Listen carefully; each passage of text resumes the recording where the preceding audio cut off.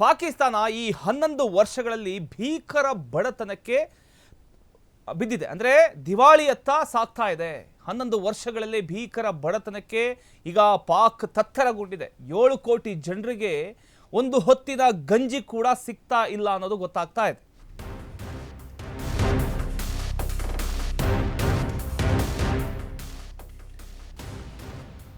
S, Pakistan ದಿವಾಳಿಯತ್ತ ಸಾಗ್ತಾ ಇದೆ. 11 ವರ್ಷಗಳಲ್ಲಿ ಭೀಕರ ಬಡತನಕ್ಕೆ ಪಾಕ್ ತತ್ತರಗೊಂಡಿದೆ.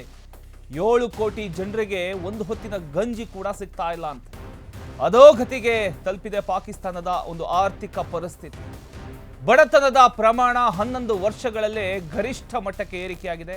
ಸಚಿವ ಅಹ್ಸಾನ್ ಇಕ್ಬಾಲ್ ಬಿಡುಗಡೆ ಮಾಡಿರತಕ್ಕಂತಹ ಅಧಿಕೃತ ಸಮೀಕ್ಷೆಯಲ್ಲಿ ಇದು ಗೊತ್ತಾಯಿತು.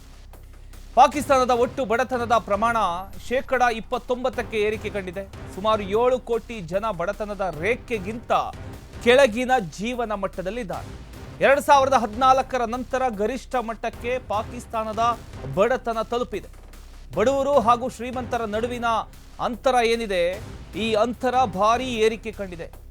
21 ವರ್ಷಗಳಲ್ಲಿ ನಿರುದ್ಯೋಗ ದರವೂ ಕೂಡ ಏರಿಕೆ ಕಂಡಿದೆ. ಕೆಲಸ ಖಾಲಿ ಅಗತ್ಯ ವಸ್ತುಗಳಿಗೂ ಕೂಡ ಲಕ್ಷಾಂತರ ಕುಟುಂಬಗಳು ಪರದಾಡ್ತಾ ಇದ್ದಾರೆ. ನೆರೆಯ ರಾಷ್ಟ್ರ ಪಾಕಿಸ್ತಾನದ ಆರ್ಥಿಕ ಪರಿಸ್ಥಿತಿ ಈಗ ಗಂಭೀರ ಹಂತಕ್ಕೆ ತಲುಪಿರ್ತಕ್ಕಂಥದ್ದು.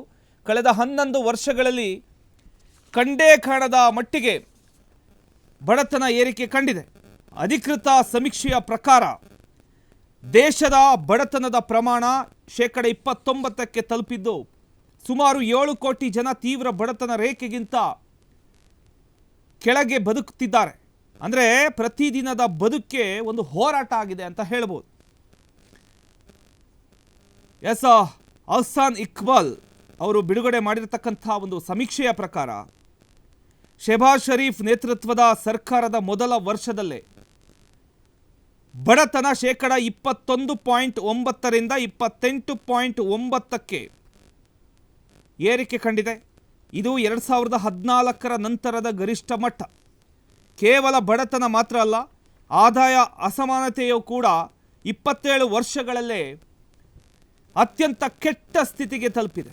ಶ್ರೀಮಂತರು ಕೂಡ, ಅಂದರೆ ಶ್ರೀಮಂತರು ಬಡವರು ಇವರ ನಡುವಿನ ಒಂದು ಅಂತರ 1998ರ ಬಳಿಕ ಇದೇ ಮೊದಲ ಬಾರಿಗೆ ಇಷ್ಟು ದೊಡ್ಡದಾಗಿದೆ. ದೇಶದಲ್ಲಿ ನಿರುದ್ಯೋಗದ ಪ್ರಮಾಣ 7.1ಕ್ಕೆ ಏರಿದ್ದು, ಇದು ಕಳೆದ 21 ವರ್ಷಗಳಲ್ಲೇ ಗರಿಷ್ಠ ಮಟ್ಟ ಅಂತ ಹೇಳ್ಬೋದು. ಜನರ ಮಾಸಿಕ ಸರಾಸರಿ ಆದಾಯ 12% ಕುಸಿದು ಕೇವಲ 31,127 ರೂಪಾಯಿಗೆ ಬಂದು ತಲುಪಿದೆ. ಆದರೆ ಖರ್ಚುಗಳು ಎಷ್ಟಾಗಬಹುದು?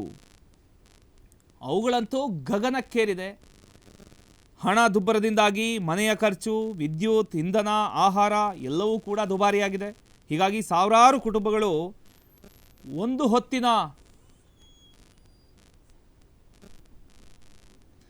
ಹೊತ್ತಿನ ಊಟಕ್ಕೂ ಕೂಡ ಪರದಾಡುವಂಥ ಪರಿಸ್ಥಿತಿ ಪಾಕಿಸ್ತಾನದಲ್ಲಿ ನಿರ್ಮಾಣ ಆಗಿದೆ. ಗ್ರಾಮೀಣ ಪ್ರದೇಶಗಳಲ್ಲಿ ಬಡತನ 28.2ರಿಂದ ಈಗ 36.2ಕ್ಕೆ ಏರಿಕೆ ಕಂಡಿದೆ. ಬಲೂಚಿಸ್ತಾನ್ನಲ್ಲಿ ಪರಿಸ್ಥಿತಿ ಅತ್ಯಂತ ಗಂಭೀರವಾಗಿದೆ. ಇಲ್ಲಿ ಬಡತನ 47ಕ್ಕೆ ತಲುಪಿರ್ತಕ್ಕಂಥದ್ದು. ಇನ್ನು ಸಿಂಧ್ನಲ್ಲಿ 32.6, ಇನ್ನು ಪಂಜಾಬ್ನಲ್ಲಿ 23.3ಕ್ಕೆ ಏರಿಕೆ ಕಂಡಿದೆ. ಭದ್ರತಾ ಸಮಸ್ಯೆಗಳ ಕಾರಣದಿಂದ ಖೈಬರ್